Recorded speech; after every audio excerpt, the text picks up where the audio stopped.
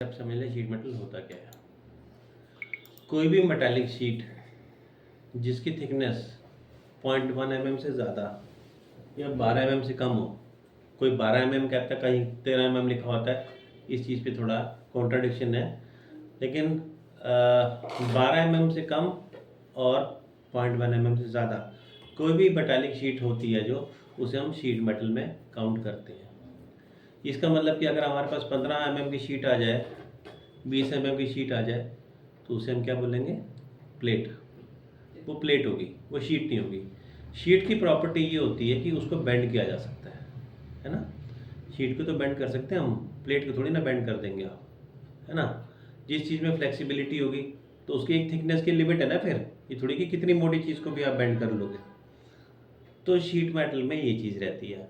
अब sheet metal अपने आप में एक बहुत इंपॉर्टेंट मॉड्यूल है, क्योंकि जो भी कुछ हम बनाते हैं, जिन बर्तनों में आप खाना खाते हैं वो भी शीट मेटल में बनते हैं। जो ऑटोमोबाइल की बॉडीज़ हैं, कार, स्कूटर, बाइक, ये सब जितने इलेक्ट्रिकल अप्लायंसेस की बॉडी होती है वो भी सब शीट मेटल में बनती है ना। और इस तरीके से शीट मेटल अपने आप में काफ़ी बड़ी इंडस्ट्री है। इसका प्रोसेस अलग है डिज़ाइनिंग का। हमने डायरेक्टली पार्ट में लेके क्यों नहीं इसको बना दिया? क्योंकि इसका प्रोसेस अलग होता है। इसमें हमें पहले से ही कैलकुलेशन करनी पड़ती है कि हमें जो फाइनल साइज चाहिए उसको अचीव करने के लिए हमें शीट में कहाँ पे बैंड देना पड़ेगा और कितने थिकनेस की शीट पे कितना बैंड देना पड़ेगा। ठीक है, एग्जाम्पल के साथ समझाता हूँ। मान लो हमारे पास एक शीट है जिसकी लंबाई है 100 mm की।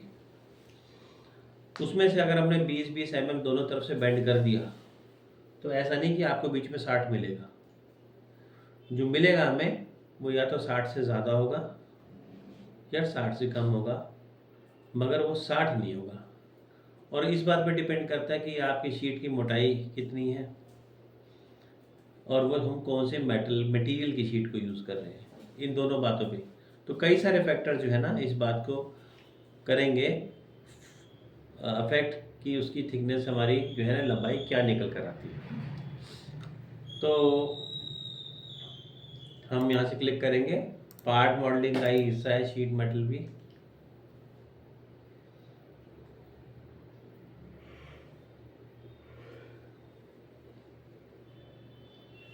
तो यहाँ पर आप देखिए, मैंने यहाँ पे एक राइट क्लिक करा और नया टैब ऐड कर दिया शीट मेटल का।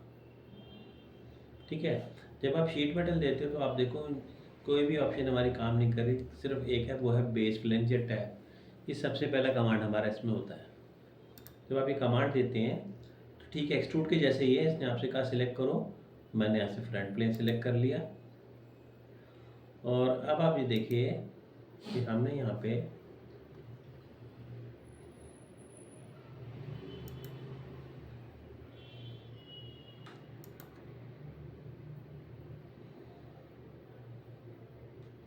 एक ओपन प्रोफाइल बनाया कुछ इस तरीके से।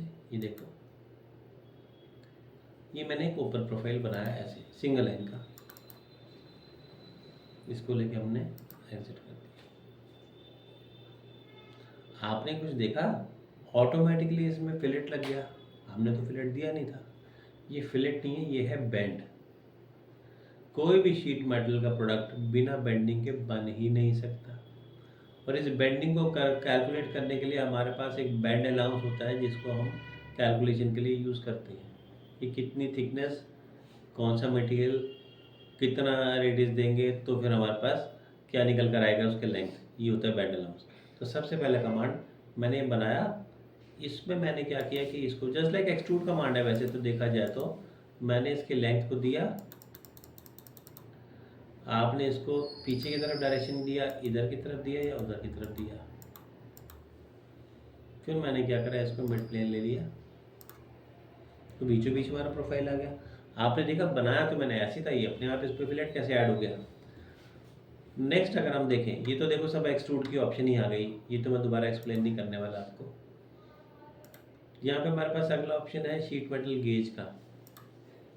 जब आप कंपनी में काम करेंगे तो आपको हो सकता है कि शीट मेटल गेज दिया जाए और यहाँ से आप गेज टेबल को यूज़ करके इसकी थिकनेस को यहाँ पे अप्लाई करो। ठीक है, वो आपको दिया जाएगा, नहीं तो हम इसको भी हम यूज़ नहीं करेंगे। हमने बोला कि हमारी शीट जो है इसकी थी 1.5 mm की थिकनेस हमने इसकी दी। मैं देखो इसको थिकनेस को कम कर रहा हूँ, मैंने 1 mm की थिकनेस कर दी, ये 1.5 की हो गई। बढ़ा भी सकते हैं, घटा भी सकते हैं। अब ये जो थिकनेस जा रही है, ये जो मोटाई है, ये किस तरफ जा रही है, बाहर की तरफ जा रही है, अंदर की तरफ जा रही है? देखिए यहाँ जाके फ्रंट व्यू देखो आप, तो देखो आप हमारी डायरेक्शन देख रहे हो, थिकनेस इसके अंदर या बाहर? सारा तो गेम ही थिकनेस का है ना। अगर थिकनेस हमने गलत तरफ ले ली तो पूरा जॉब ही फेल हो जाएगा। नॉर्मली जो इसमें बेंड रेडियस होता है, that is always twice of the radius value. अगर मैंने 2 का लिया था तो ये 4 का होना चाहिए तरीके से। बोले सर सीट का साइज का डबल होना चाहिए। हाँ, अगर ये 1.5 था तो इसको 3 होना चाहिए, मतलब चलता है ऐसे है। बाकी तो हमें जो हमारी रिक्वायरमेंट होती है उसके हिसाब से काम करते हैं, पर एक फार्मूला जो है वो जनरल ये है कि it should be twice of the thickness value. ये हो गया। वेंडोलाउस मैंने आपको बताया था कि कैलकुलेशन करने के लिए हम वेंडोलाउस का यूज़ करते हैं। इसमें एक के फैक्टर होता है जिसे हम 0.5 लेके चलते हैं कांस्टेंट। अभी तो हम उसी के साथ काम कर रहे हैं, ठीक है। पर जब आपको दिया जाएगा तो आपको स्पेसिफिकली बताया जाएगा कि बैंड अलाउंस इतना रखना है, बैंड डिटेक्शन इतना रखना है। कैलकुलेशन जब आपको दिया जाएगा तो कंपनी स्पेसिफिक आपको समझाया बताया जाएगा कि आपको कैसे लेके चलना है इसमें। अगर हमें ऐसा कुछ नहीं दिया तो हम इसमें के फैक्टर की वैल्यू को 0.5 लेके ही चलेंगे। ये लिया हमने, इसको लेके हमने बना दिया और ओके कर दिया। तो देखा आपने शीट मेटल का प्रोडक्ट बन गया। ये मैंने मोबाइल स्टैंड के जैसे ही बनाया इसको, आप देख सकते हो जैसे मोबाइल स्टैंड हमारे पास है वैसे ही हमने बनाया। मैंने यहाँ से इसमें कॉर्नर कमांड दे दिया। फिलेट कमांड का नाम यहाँ पे दिया हुआ है ब्रेक कॉर्नर कॉर्नर ट्रिम। मैंने लिया और आपने यहाँ से सिलेक्ट कर लिया इसको।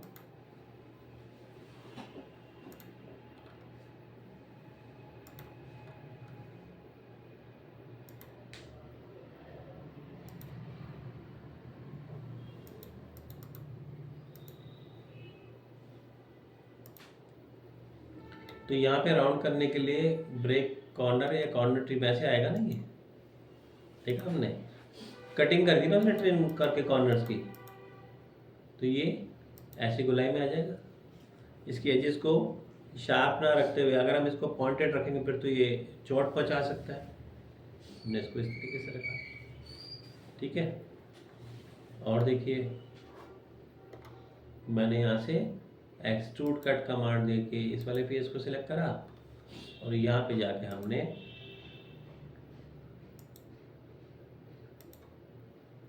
ये बना दिया।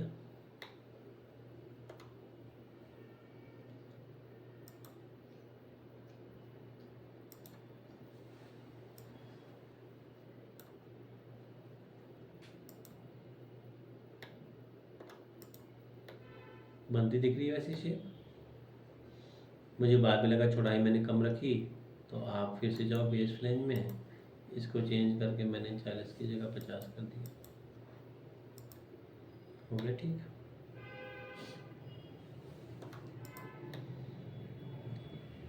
एक्सट्रूड कट का ही यूज़ करा मैंने और यहाँ पर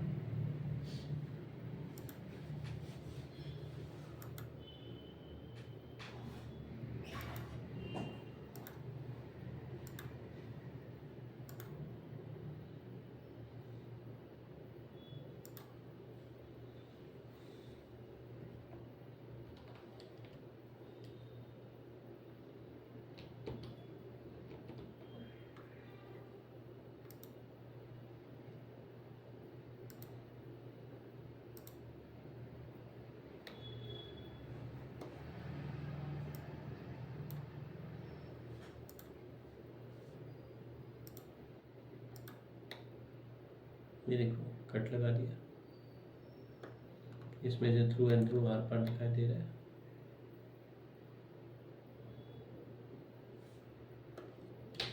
तो देखा हमने मैंने किस तरह से इसके सारे कमांड का यूज़ किया उसमें,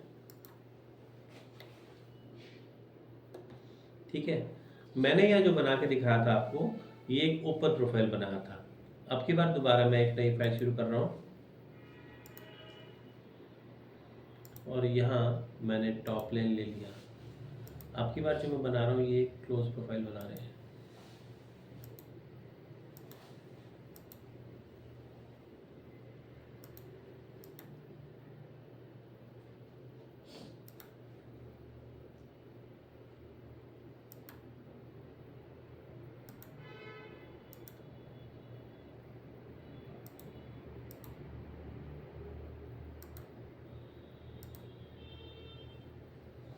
ये देखिए, तो मैंने जब क्लोज बनाया तो क्लोज में भी बन गया, ओपन में भी बनता है, क्लोज में बनता है।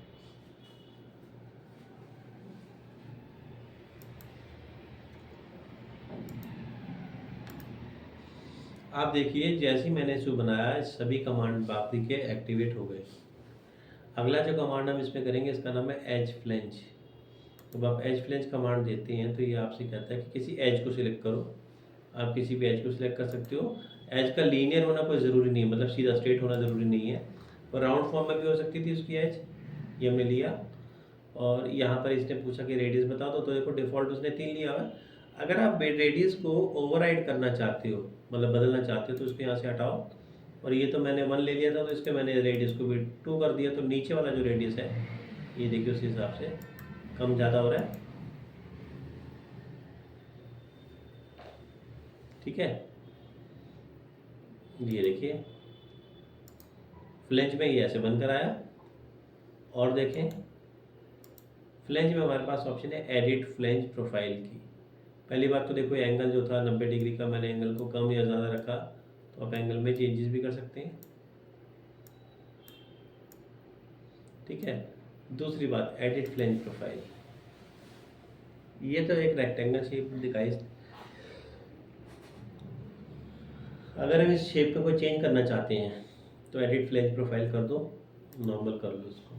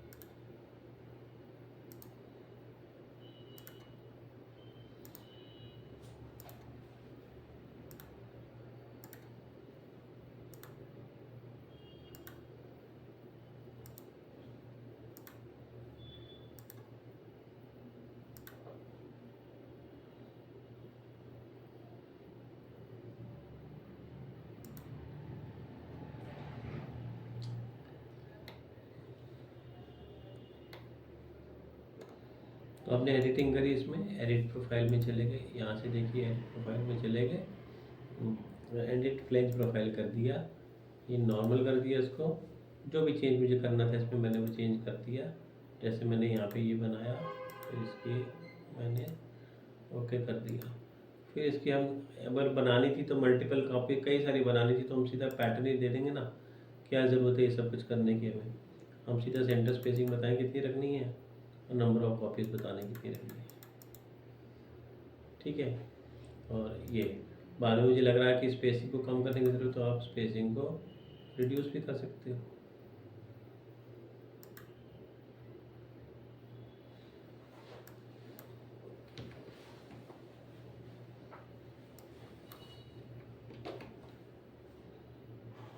हमने इसको लेके ओके कर दिया और इसको लेके हमने, अच्छा इसको हम ट्रिम कर दें तो बाकी का हिस्सा ट्रिम भी कर देंगे, अनवांटेड पार्ट जो भी है।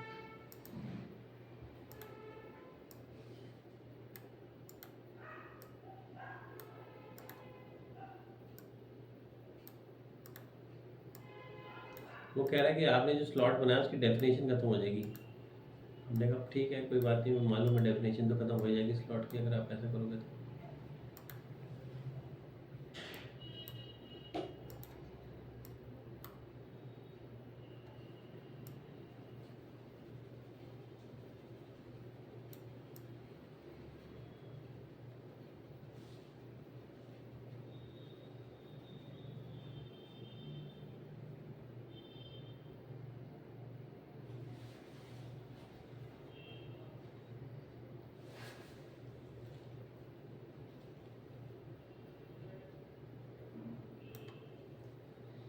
आपने देखा जब तक वो हमारा सेक्शन स्केच ठीक नहीं बना था तब तक ये फिनिश का बटन काम नहीं कर रहा था।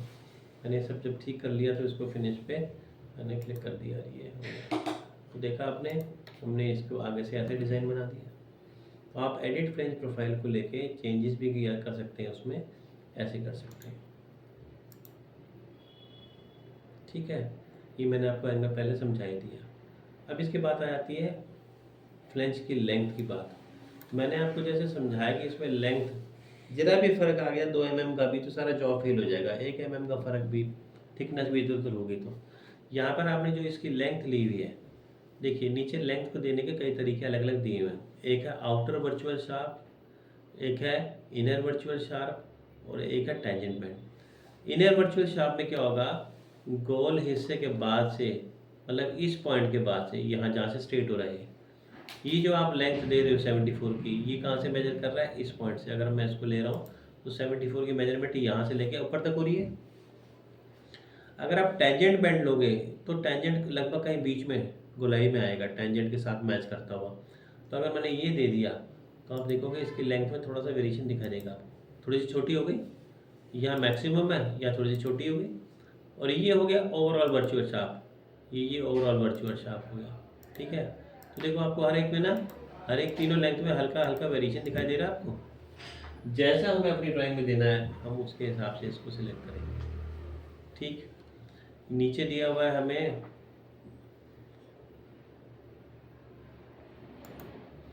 नीचे, यहाँ पर आ जाते हैं फ्लैंज पोजीशन में।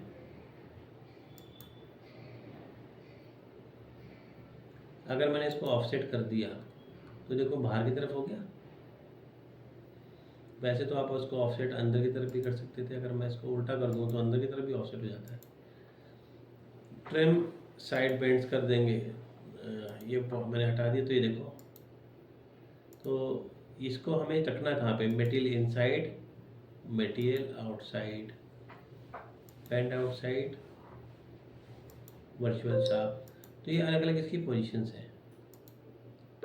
ठीक है, अच्छा जी, मैंने क्या किया, जब हमने इसको एडिट फ्लैंज प्रोफाइल करा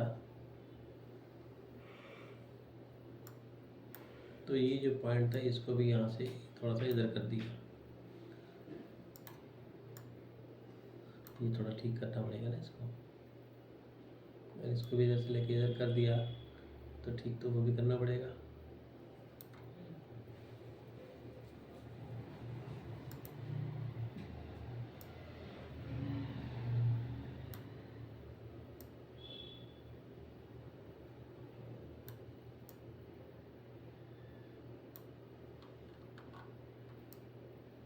ये लाइन ऐसे बचनी नहीं चाहिए टुकड़ों में, नहीं तो उसके लिए तो पूरा स्केच एक सिंगल ही मान लेगा वो। ये कर दिया मैंने, थोड़ा सा इसको दोनों तरफ से ऐसे कर दिया, बन गया, ऐसे करके बन गया।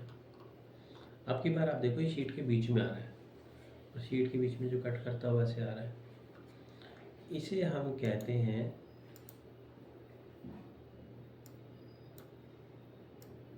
रिलीफ। ये जो यहाँ पे दे रहे हैं हम, जिस तरह से रोड पे स्पीड को कंट्रोल करने के लिए स्पीड ब्रेकर दिया जाता है, वैसे ही शीट को कटने से रोकने के लिए टीयरिंग से हम उस पर रिलीफ प्रोवाइड करते हैं।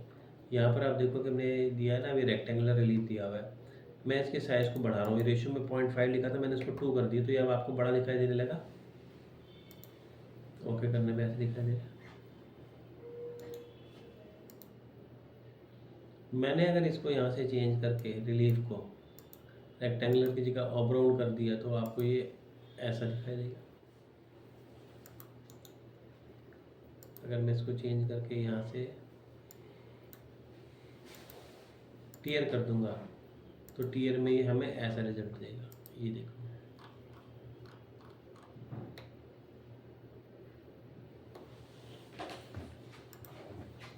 ठीक है, शीट मेटल में हमारे पास फोल्डेड और अनफोल्डेड व्यू होता है।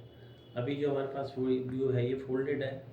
अगर मैं इसको फ्लैटन कर दूँ तो हम इसको फ्लैटन करेंगे तो ये फ्लैट में ऐसे होएगा। मतलब मुझे इसकी जो भी लेंथ निकालनी है मुझे पहले से, ये जो आप देख रहे हो ना ये बेंडिंग लाइंस है। हमें जब किसी को बेंड करना है तो पहले से हमें मार्किंग करनी होगी कि बेंड लाइन कहाँ पे रहेगी, उसका रेडियस क्या होगा, तब जाके हमारे पास उतनी लेंथ निकल कर आएगी जो हम चाह रहे हैं। ये तो ज़रा भी फर्क रहेगा तो जॉब हमारा फेल हो सकता है। ठीक है, मैंने आपको आज इंट्रोडक्शन दी शीट मेटल की, साथ मैंने आपको कमांड इसमें बेस फ्लेंज टैब बताया, और साथ मैंने आपको इसमें एच फ्लेंज भी बताया। अच्छा टैब में और एक चीज़ देखो आप, मैंने यहाँ से फिर से टैब दिया, इसको सिलेक्ट करा, इसी मैंने ऐड ऑन कर दिया।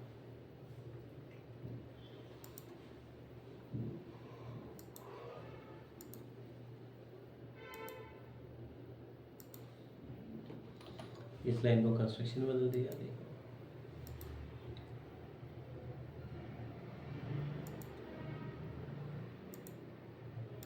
जैसे हमारे पास घर में लोहे के गेट होते हैं, उसके बाद बाहर कुंडी होती है जिसमें आपको कुंडी लगती है, कुछ वैसा हमने बना दिया, इसके साथ ऐड कर दिया। तो ये सब काम हम कर पाएंगे बेस में। ठीक है, इसकी प्रैक्टिस करके देखो आप, बाकी नेक्स्ट क्लास में करेंगे। मोस्ट लाइकली इस हफ्ते हमारा कोर्स कंप्लीट हो जाना चाहिए। ठीक है, देखो करके